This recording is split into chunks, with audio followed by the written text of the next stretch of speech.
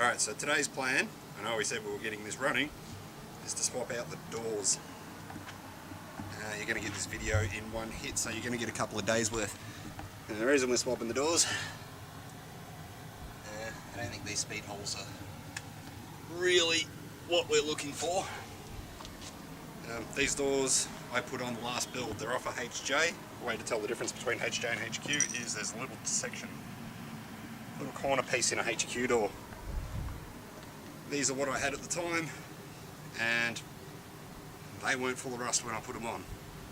Came off a car that sat under a gum tree for a long time. So these doors came off a HQ Premier that I pulled apart many years ago. It was hit in the rear, I didn't wreck a good car. But proper actual HQ doors with the little corner pieces. So the reason I'm doing this, it's so much easier to change the doors with the body off, with the front off. I can get to all the bolts, makes the job a little bit quicker and a little bit easier. I can do it door closed.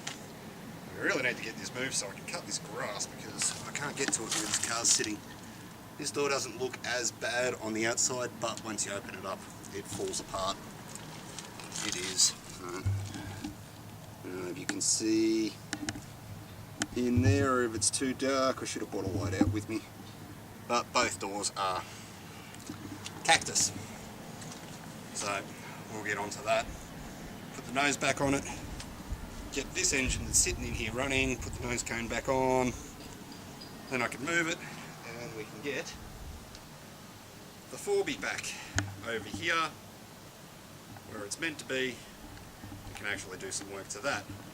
So I'm going to see if I can get time-lapse working. If I can get time-lapse working, we'll work with that, because I don't think you want to sit through 45 minutes of me changing some doors. Enjoy.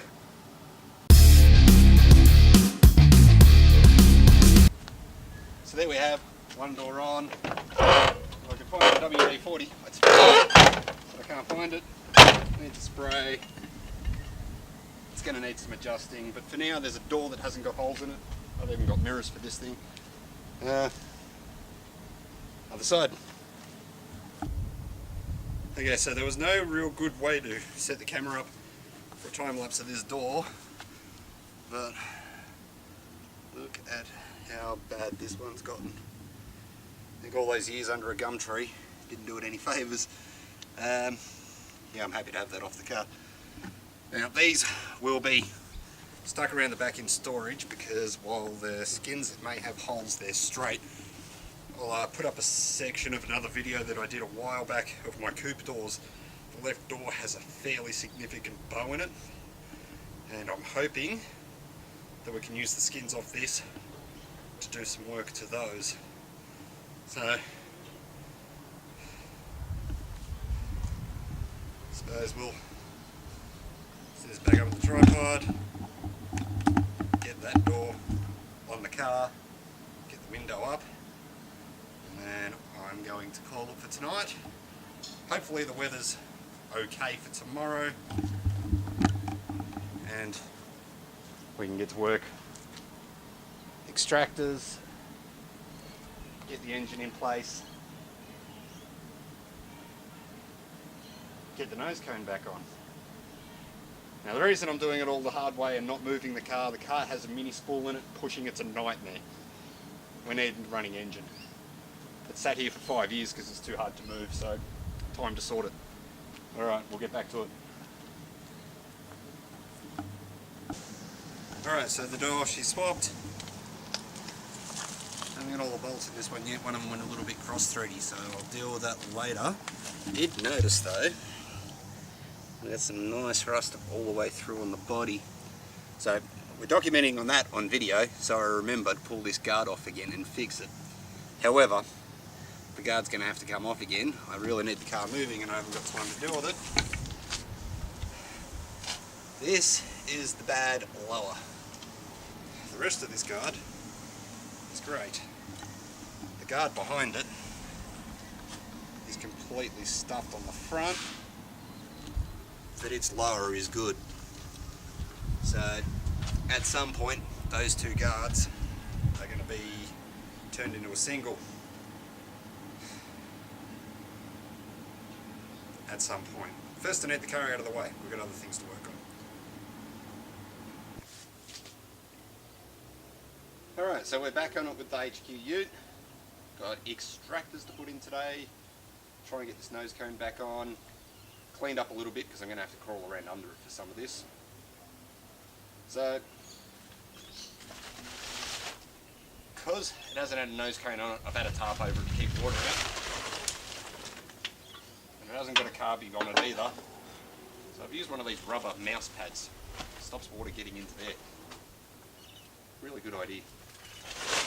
I'm glad I came up with that. So a little bit of jiggling, a little bit of mucking around, we'll get these pipes in.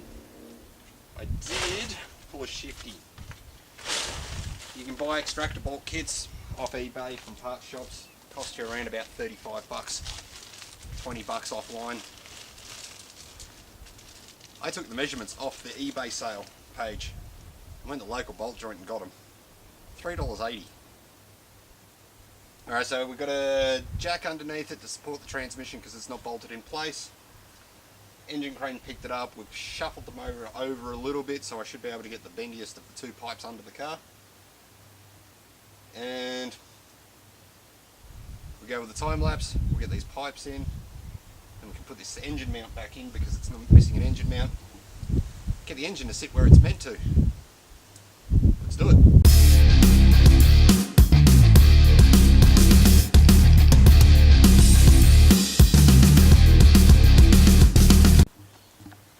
Okay, we got the motor in its spot, not bolted down because I can't get to my bolt box at the moment. So thought we'll get distributor on, have a look at carburetor, but I don't know if I've got the bolts for the carburetor. Then we can get the nose cone back on. So I've set the engine at top dead. So if you have a look, trying to torch in, you should be able to see the top of the piston. Now if we come back up the top, you can tell either way I move it, those rockers aren't rocking. Now with a Holden, the easy way to tell if you're not on top dead center compressing, if you can't feel the compression, which in this motor I can't, I really don't think there's much left in it. Look at the goo in it, this thing's probably dead. But if we come around to number 4,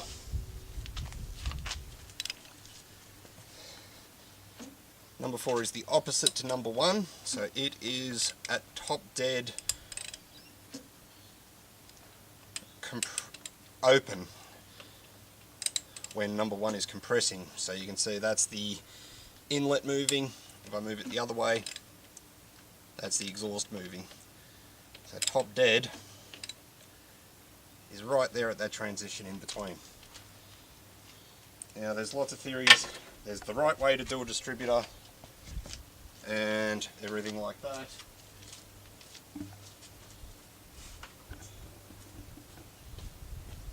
I wasn't prepared enough, I left the distributor too far away. So they always say to point your rotor at number 2. I'm never too fussy with it as long as it goes in. We're very lucky with Holdens. The fuel pump's not driven off the crank, off the distributor shaft. It's driven off the front. So we can just drop it in, sort of line it up, make sure it's not going to foul.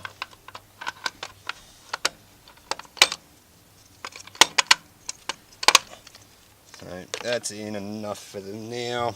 It's kind of pointing at number 2. I don't know why they decided to point at number 2. We can move it both directions, so I'm going to call that a win. We're going to have to find a foot for it because I can't find that. Did have another sort of half an idea for this motor, but I don't know if it's going to be good for it now. So now we have the distributor in. I can't find bolts for the carburetor, so maybe the carburetor is going to wait another day. I'm going to have to get studs for it. I'm going to put the car back down, throw the nose cone on, sit the right bonnet back on. I'm not even going to bolt the bonnet hinges back on tonight. We're just going to sit it back on for the time being, and then we'll call it a night. So we'll go back to time lapse.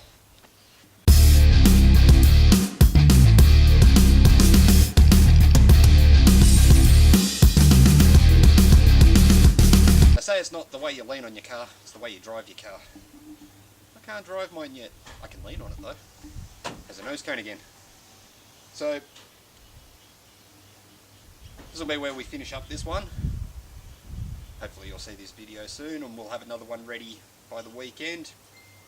We need parts. I've got to dig out a starter motor, I've got to find the coil, I need studs for that carby, I've got to find a foot for the distributor, got a few more little bits and pieces to put on it, but we can do that in another video. I've got to figure a radiator out as well, that's probably an important piece. So hopefully, next video, we'll get this thing running, and hopefully, if the wind's blowing the right direction, we might get a little baby burnout in the driveway. It'll only be a baby burnout in the driveway, and as long as it's blowing away from the neighbour's house, they're cool, but you don't want to piss them off. So, till next time.